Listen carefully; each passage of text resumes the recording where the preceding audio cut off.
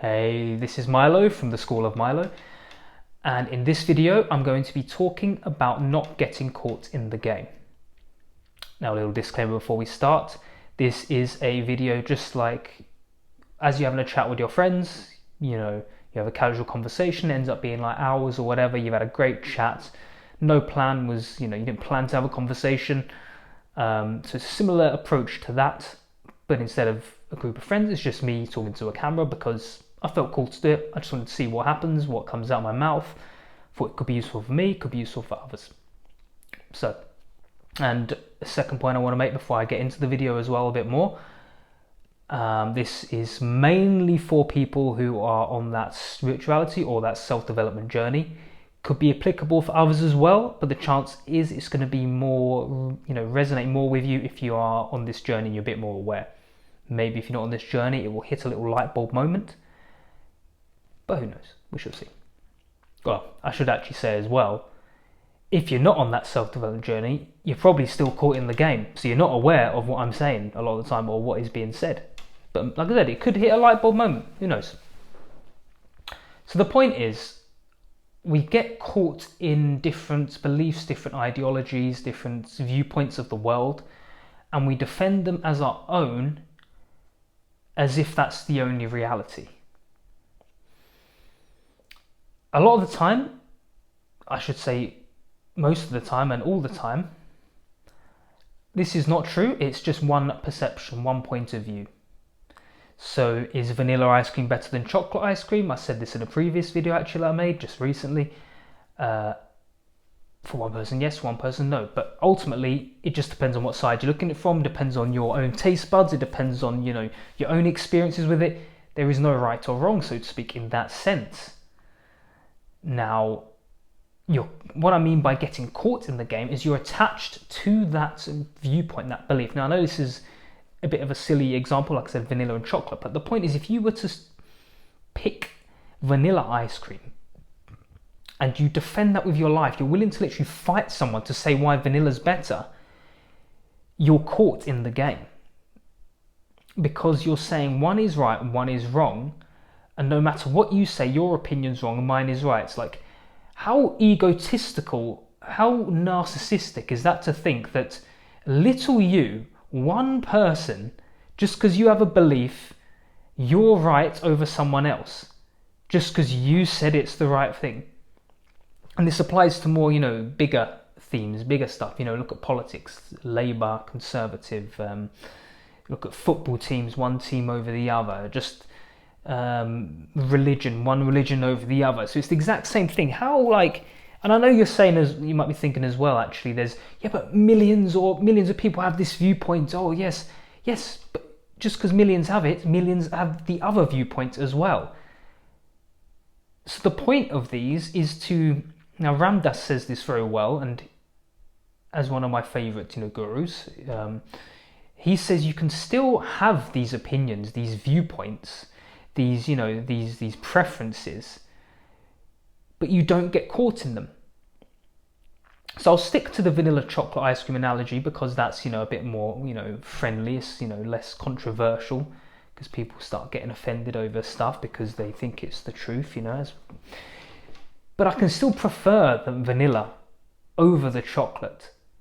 But the point is, if someone comes up to me and says, no, chocolate's better, it doesn't have hold over me. It doesn't trigger something emotional within me. It doesn't, get to the point where I want to fight that person and show them why vanilla's better, why chocolate's the worst, whatever.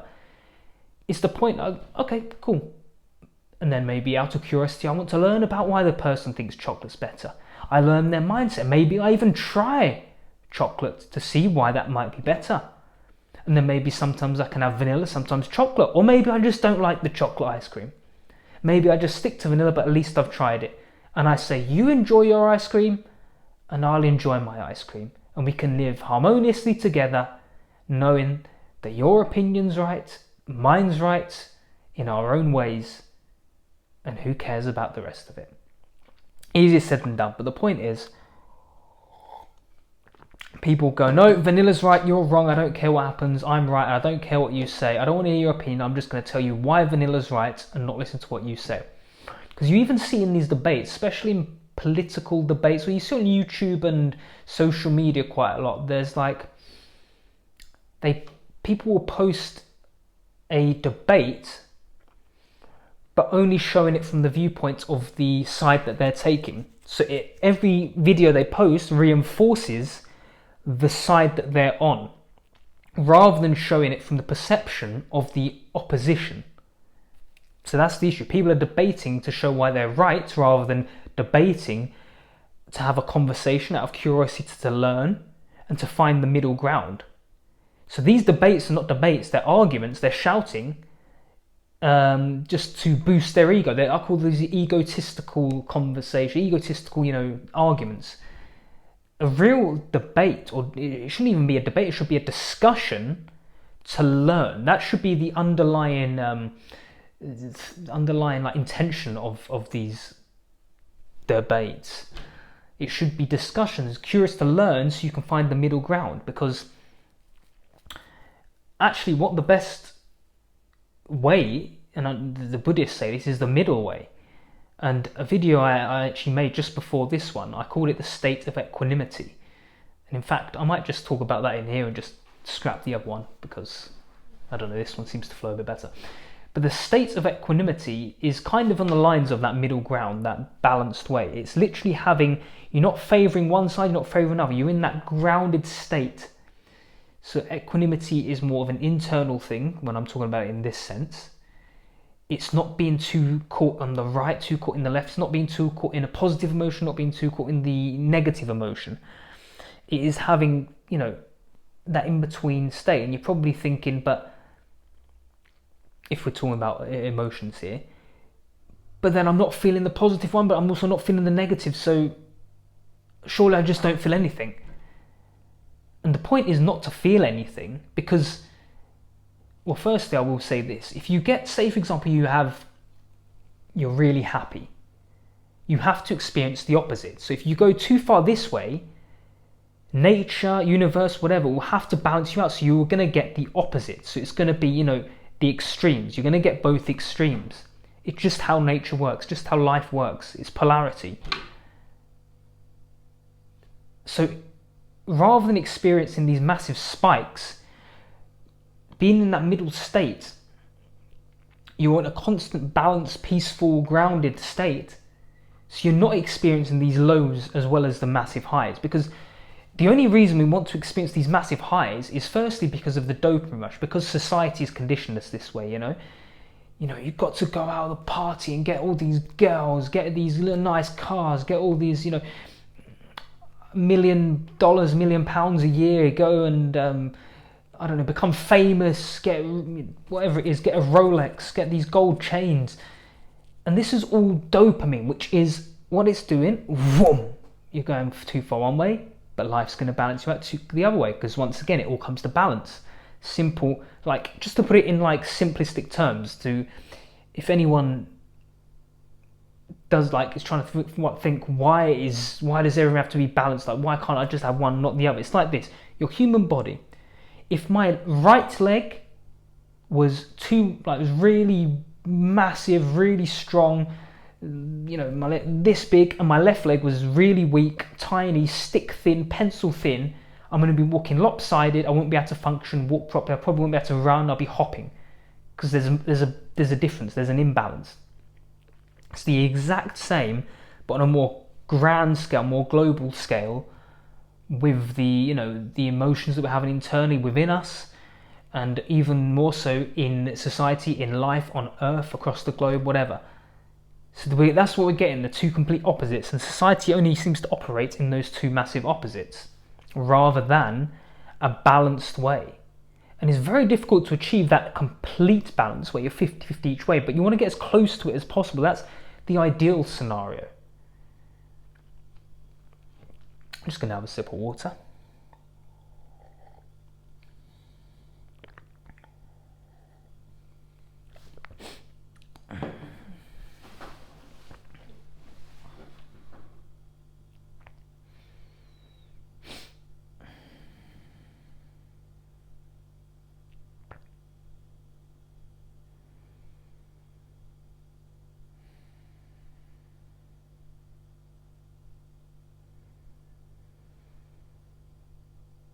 I sometimes, well, I say sometimes, I used to freak out if I didn't have nothing to say in those, you know, in those little gaps when you're speaking. But now it feels a lot more comfortable to just to freeze, or to pause, I should say, and take a moment's silence, see what comes out naturally. I see Eckhart Tolle do that quite a lot. You know, he just pauses sometimes, 1 minute, 2 minutes, whatever. Completely fine in that silence, that, you know, and just what needs to come out comes out at the right time. And you realise it's not that awkward once you get out of the head. Once you get out of the mind, that mental chatter. And I guess in a way, that is a form of equanimity, that state of that middle ground, that balanced mindset, that balanced state. Because if I'd let my emotions get the better of me in that situation, if I'd got in a negative spiral, thinking I need to say something, and then start freaking out, the emotion, I get nervous, my chest tightens up, or you know, looking around, quick, say something. Firstly, I could have said something that didn't make sense.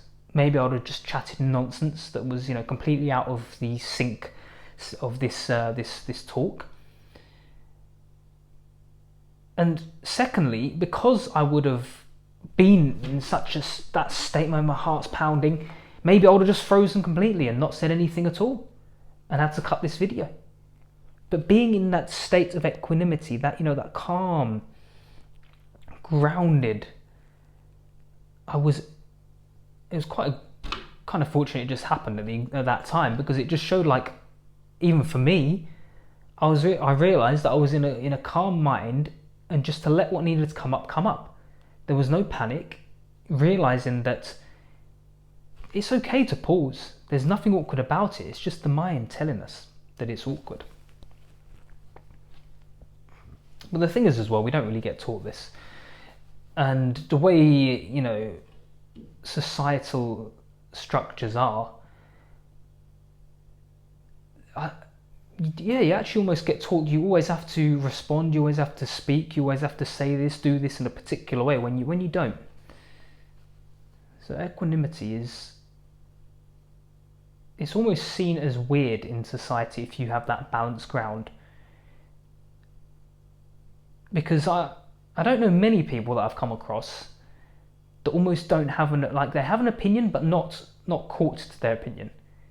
Because I remember as a kid myself, I would people would tell, I can't really think off the top of my head, but people would say stuff, maybe like current life events going on, or common things in a life experience that you would have. Maybe people would get married, or even something like birthdays, and I'd always be like, I don't really care. I was never that bothered about them. Some people are like, oh my god, like, you know, how do you not care about this? Like, it's marriage, everyone does this, or kids, or birthday, everyone does that, and oh, it's so exciting. And I guess from my personal perspective, that was in a sense not getting caught on a particular viewpoint, on a particular thing. And it's not to say that I don't have a birthday because of, you know, I'm not that bothered about it. I still have a birthday, you know, like I still, you know, do those daily or human things.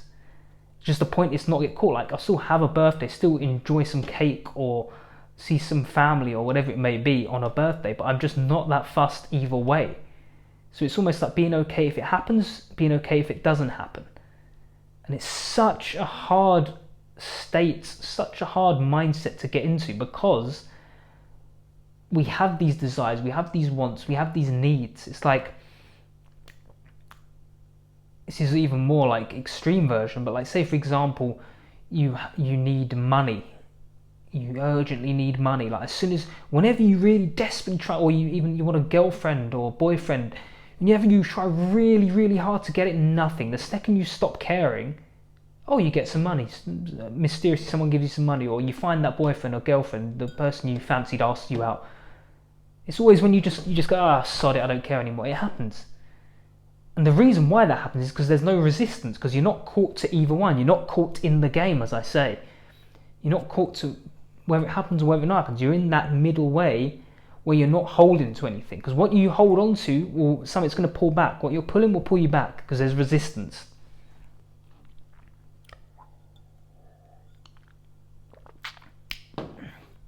And it's easy, there's another thing I should say actually. It's easy to say that you're not fussed about something. So you can put on a good front. I'm not bothered if I get this or not. Yeah, but inside, if you still do want that thing really, really badly, and you're still like losing sleep at night, that's the thing that's going to play out in your reality. That's why you may not get that thing you want. So we can fake it. Well, humans are good at faking things. Just look at, culture, look at society. Humans are good at faking and making it look like they're successful and got these things or not bothered about things, when deep down they don't have the things they're saying. So you look on Instagram, someone's got these watches, these cars, because they want to show off for people that don't even know them, they don't even like, they never speak to. You're showing off to get validation, because most likely it's stemmed from not getting validation when you're younger, or you just want to do it to fit in. And you're doing it for what? You're doing it to people that don't care about you, people that have a 10-second attention span to give you a like on your post, that once they've scrolled past, they're liking the next person's post, that literally have attention span of goldfish. And it's incredible. It's not in a good way incredible. So people are good at faking it, and especially when you ask about their achievements, whether you see an old friend, your family members, everyone will big up their achievements. Everyone bigs it up. Where do you work? Oh, I work in the best bakery in the UK, in the world, in England. In reality, you work in Greggs, and you're selling, sausage rolls to fucking Linda down the street. And I use that example, it's kind of funny. Someone I know quite well did actually work in Greggs, that's why that was a funny one. But they didn't big it up, that's just an example. We used to joke about that, and that's why it's funny. But the point is, what I'm going back to is, you big it up to show off to people that you don't care about, that they don't care about you, they're just doing it to get one up on each other. You're doing it to get one up on each other. No one speaks out of curiosity, if you realise as well.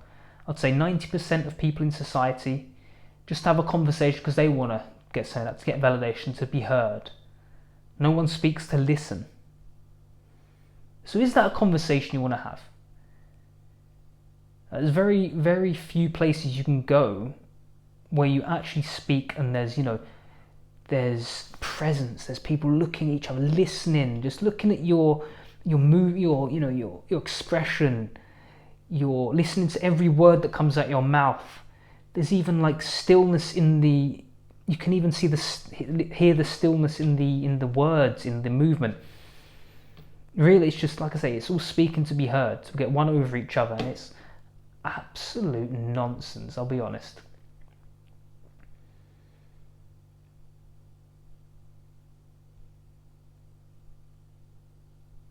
And I guess as well, even people that are on this self-development path, on this spirituality path, on any other sort of growth path, whether that's a business development, whether that's, starting something new, whatever it is, it's still so easy to get caught in the game. And the reason for that is because we get attached to that particular thing as well. So we say, like, this is my new identity now. I'm now a businessman. I'm now this spiritual person. I'm now this person into self-development. I go to Tony Robbins seminars. I go to, I don't know, whatever stuff is out there. And because that becomes our new identity, we hold on to that. And if anyone challenges that, we then freak out. So for example, you may, and I'll be honest, I'm prone to this as well. I'm not perfect. I'm just saying upon reflection, what I've noticed in myself and in others. But then when someone challenges that new identity, so you may see someone of old that you've not seen before, whether it's old friend, old family, that challenges this new identity that you've got. You hold on to that. I'm not this person no more. I'm, self-development guru now. I go to seminars now. Yeah. And someone challenges that new belief, that new identity you've got, and we push back against that. So I'm not that. I'm this person. You refer to me as this. And like I said, there's something I do as well, have done, and hopefully will stop doing. But we get caught. We're caught in the game again. This time, the game of this new identity. You're caught in identity. So you can get caught in many different things. It's not just, get caught in your opinions. You can get caught in your identity, your beliefs, your viewpoints. So many. Literally, the point is, the overall thing is, getting caught is when you hold one thing of more importance, or you're holding on to one thing more than another. So it's favouring one thing over another is what I'm trying to say. And the point is to be okay with either option. And I'll go back to this again. I said it again. You can still have, as Ram Dass says, you can still have opinions and preferences. You just don't hold on to them, and they don't have hold over you. So a good example actually is this transgender, wokeism, non-binary. I don't know what category it comes under, but the transgender, wokeism, non-binary with the pronouns that you call people and all this kind of stuff. Now, it's almost like they're getting caught in one thing. You've got to call me this pronoun, this terminology, and not by this one, because I now see myself as this version. And it's the same with, names as well. You want to be called this name over that name. I've experienced it, other people experienced it, and upon reflection, once again, get caught in the game. The point is, you have this preference. Okay. Other people may, like some people, out of respect, they may call you that new name, that new person, whatever. But other people are not going to agree with it. And I guess you can't expect them to. If they're on a different viewpoint, if they're caught into their own game, and you're caught into your own game, they're two conflicting views, two conflicting games, so to speak. So it's almost being fine if they call you that pronoun, and if they don't call you that as well. Because the only reason it's actually a problem, and you see a lot of this backlash when people say like, this person called me he when I wanted them to call me them, or I can't think of the specific pronouns when it confuses the hell out of me, but you get the point. Like, they call you a different name to what you expected, or different pronouns to what you expected. And I realised the reason why it's a problem is because it gives an emotional trigger. There's something in you that triggers you, that annoys the hell out of you, and that is the actual problem. So really, it's addressing that underlying emotion of why it's bringing out that. So it's actually an internal problem. It's always looking in to see why it triggers you, because maybe now that, let's say, the pronoun, the old pronoun they would call you, they used to call you he, for example, and now you want to be called them.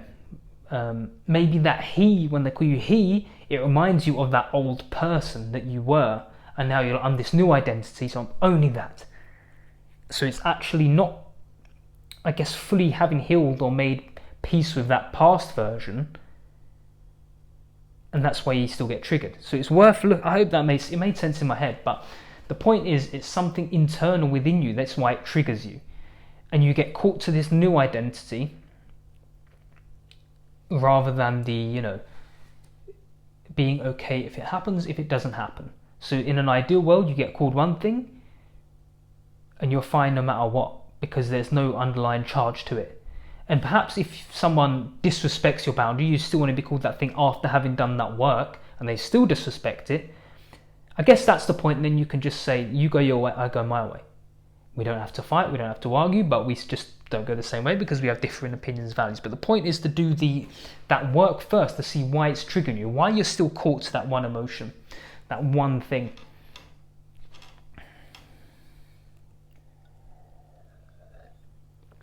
It goes even deeper than this, which is actually it really fascinates me, this stuff. But one of the things that I listened to in a Ram Dass lecture, I talk about him a lot because dude was absolutely awesome. I mean, he's dead now, but he's still alive on another plane, but that's a whole new thing. It gets even deeper. It's like, are you caught to one thing or the other? It always says that, caught to this, caught to that. And it gets to the point, are you attached to pleasure or suffering, or pain or pleasure, something like that? And when you think about it, because we're so used to like only having good, I only want good, I don't want to suffer, I don't want to have pain, we're still favouring that. So it's like we are favouring the good things over the bad things. We're still caught. And you think, well, I don't want to suffer. Why the hell would I want to suffer? I'm not saying enjoy suffering, but I'm saying you're still caught. So you're still actually caught in the game that I'm talking about here. Now, I guess suffering's a perception as well, isn't it, really? Because what's suffering for one person may not be suffering for the other. And a good example of that is, let's say you go to the gym. Someone could be lifting 5 kilogram weights. For them, they're suffering because they're a beginner. Someone that's a veteran, experienced in the gym, been going 10 years, 20 years, 5 kilograms for them is not suffering. So it begs the question, what is suffering? Is suffering just someone that hasn't been, hasn't come across that particular thing before? Is suffering something that can be worked on, so then you're not actually suffering because it's just because you haven't been conditioned to it? Is suffering a choice? Once again, there's people out there that enjoy the gym. Other people hate it. They say it's suffering the worst. I'd never go for a run or do weights. Oh, it's awful. Other people, I enjoy this stuff. I enjoy the pain. I enjoy that growth. So is it a choice? And I'm not saying these points I'm making are right. I'm just saying, theoretical, rhetoric, questions here. I'm just saying them out loud because I don't know myself. Maybe what I've said is all true. Maybe it's all wrong. Who knows? I'm not caught in the game. Well, I am, but that was just a little joke that I found funny. But like, jokes aside, that is the point as well. Like, I could make a point here. I could be right, I could be wrong. I'm saying it because I believe it's right. But someone may come along, watch this video and say, actually everything you said is wrong, and I've got all the proof to show why you're wrong. And it's being fine either way. It's like, I could be wrong, but it's being fine if I'm right, being fine if I'm wrong. Like, even if I'm right, and the whole world goes, you're 100% correct, man. Everything you said is spot on. I don't go, yes, now look at me, I'm right, I'm 100% right, I gloat, I show off, and now my identity becomes I'm right because I've impacted millions of people and everyone says I'm correct. No, the point is, if I'm right, cool. If I'm wrong, cool. If I'm right, I've helped people, wonderful. If I'm wrong, I learn, why am I wrong? Is it just their perception? Is it just their beliefs? Is there truth in what they're saying? Can I learn from it? Or is it just a load of nonsense and I still believe I'm right? So it's kind of like that. But it's applying that to every area of life as well, because battery is low, I'm on 10%, so I might have to wrap this up. But what was I saying? Yeah, it's applying this to all areas of life, because we can think, when we've grown in one area and we think we're not attached to one area anymore, I don't care either way, this or that, we can go to a different area of life and then get caught to that thing. So let's say what's a good example I could use of this? You're no longer caught to whether you have a sports car or not. You no longer care, sports car, this, that.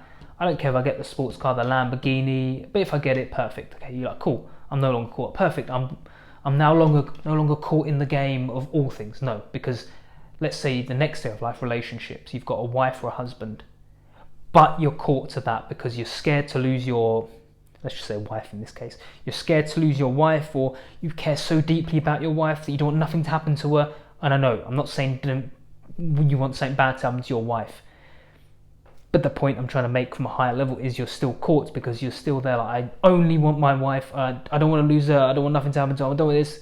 Once again, you're caught. And like I said, it depends on your perception to whether this makes sense or not, to where you're at in your stage of life. Hopefully the people that are watching this, it does resonate, if anyone watches it. If not, hopefully I come back to this and it resonates with me even more so. But like I said, you wouldn't go out to your wife and hope that she gets harmed, or hope that you lose your wife. But mentally, you're not caught either way, because that's where the suffering actually happens. The suffering is caused by our attachment to those things. And it's not to say, again, you can't be upset. You can still be upset by things when they happen, but it doesn't become your life story. It doesn't become the what's the word I'm looking for? Your identity. Actually, that's a good word. So even if you broke up with your wife, that's painful. Cool. Okay, you cry for a day or two. You so upset. That's fine. You let it out. You release that trapped emotion. But it doesn't become your identity to the point where, hi, my name's Dave now. I'm divorced. I divorced my wife 10 years ago. See, people make it their identity, and you're causing extra suffering. You're bringing that back in again. Oh, yeah, hi, my name's Dave. Yes, I'm divorced. Why is that your identity? Why is that a part of you?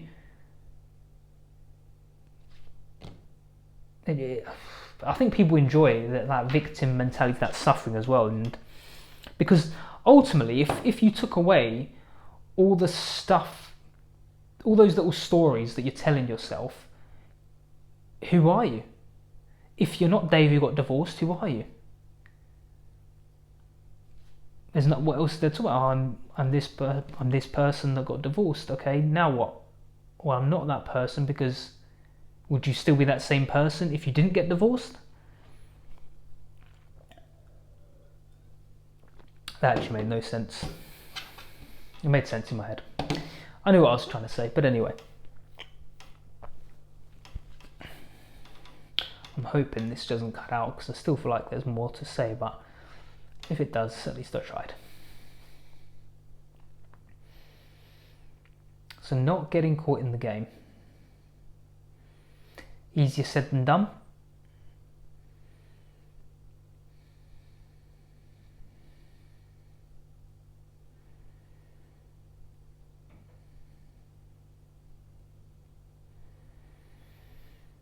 Yeah, I think the one last thing I would leave people with is to just be your authentic self. Because as we're growing up, we're conditioned by friends, society, family, whatever it is, to pick a particular side as well. Like, depending on your upbringing, you'll be told to like a particular thing, a particular food, a particular type of people, or you get told to hang out with certain friends, certain family members, or to, you're almost conditioned to be one thing. And once again, you're getting caught because their preferences that they put onto you are their preferences. So that also becomes where you get stuck, because you're like, I only like this thing, but you don't realise a lot of the time it's only because your family told you to like that thing, or your society told you to like that thing, so you get caught in that as well. And because let's say a lot of the times with our families, they love us, your friends, they love you. Society doesn't give a shit about you, but it's the conformity thing. They get stuck in their ways, they get caught in their game. And if you try and break out of that game and try and have your own viewpoints, your own beliefs, your own, opinions or preferences, they try and bring you back into their game. And then they almost have this fear-based belief that if you go your own way, you're abnormal, you're weird, you're rebellious, when in fact you're just choosing your own path. And the reason why I say choose your own authentic path is one, because you're not got caught in someone else's game. That's even worse. Getting caught in your own game is okay, not the best, but if you're caught in someone else's game that's not even your own game, that's even more of a cock up, because you didn't even do it yourself. Like, someone else put that on you, their own nonsense got passed down to you, and now you're doing someone else's game that you don't want to do. So at least do your own game, choose your own way. What does your soul want you to do? Does this job feel out of alignment? Does this person you're speaking to, something feels off, but you're just going along with it? Could that be because you're playing someone else's game? Society told you to have this job. Society told you need to get in a relationship with this person by this age, but you don't want to. Listen to your inner calling. At least then take steps. That made a weird noise.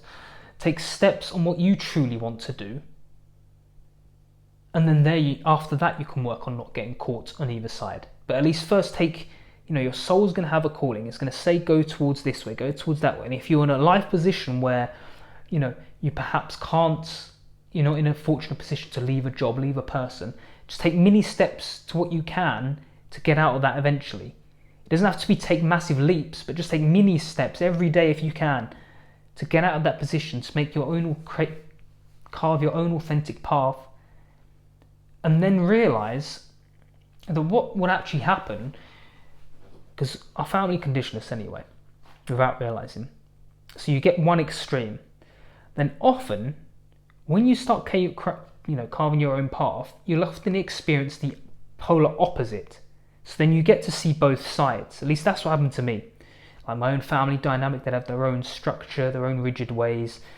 Our family was very, what's the word? Sort of, I guess you call it traditional, but very like rigid in their ways. You must look good for the family. You pride. You look, you can't say things inappropriate. It's almost like this. I don't know quite how to phrase it in a particular word or phrase, but it's this very, you don't let the family down. There's this fear of judgment a lot, everything must be proper. You can't make mistakes because then people will laugh at you and judge you and shame you and all that. And then I'd experienced friends or people that I knew with the complete opposite as well. There's more this freedom, and so there's more this openness, talking about things that were seen as taboo from, like, in my family structure, that would have been more taboo. So there was this complete opposite. There's this codependency side, and then there was this more independent side. There was this more, strict and rigid, and there was this more open and flowing. But I found that they were two polar opposites. So I experienced one in my family. I couldn't go out at a certain time, couldn't do this, couldn't do that. This one could do what you want whenever you wanted. I'm like, neither side was actually the right way. It's just that these both different sides have got stuck in their ways. And what had happened, where I jumped from both opposites, I was able to take bits from each and find that middle way. And that middle way is the best, because then you're no longer stuck to each. You're just going down the middle path, and you've got the best of both worlds. So that's what I want to leave you with. Any chance you get in life where you're meeting someone new, you're meeting new beliefs, new opinions, whatever it is, try to learn from them from curiosity. Don't debate them to put your opinion on them. Speak to them to learn from them, to gain both sides, so then you can go in that middle path, and then so you're not caught in the game. Well, I hope that helps. I'm going to continue to do more. This was being just under 40 minutes. I've enjoyed doing the long ones, so I'm going to try and do more of these. Maybe I'll do some sort of challenge where I aim to do like one long post or video, a couple of times a week, something like that. But we'll see how it goes. Have a good week, guys.